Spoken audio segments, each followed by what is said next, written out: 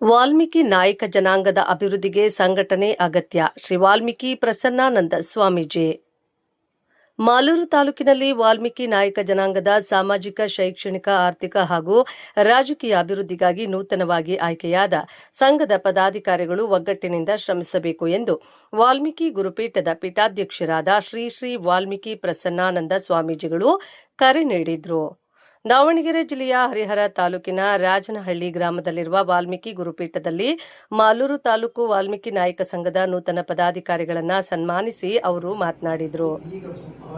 ಸಮಾಜದ ಸರ್ವತೋಮುಖ ಅಭಿವೃದ್ಧಿಗೆ ಸಂಘಟನೆಯೇ ಪ್ರಮುಖ ಶಕ್ತಿ. ಶಿಕ್ಷಣ, ಉದ್ಯೋಗ, ಆರ್ಥಿಕ ಸದೃಢತೆ ಹಾಗೂ ರಾಜಕೀಯ ಪ್ರಾತಿನಿಧ್ಯ ಹೆಚ್ಚಿಸಲು ಸಮುದಾಯದ ಎಲ್ಲರೂ ಒಗ್ಗಟ್ಟಿನಿಂದ ಕಾರ್ಯನಿರ್ವಹಿಸಬೇಕು ಎಂದು ಅವರು ಸಲಹೆ ನೀಡಿದರು.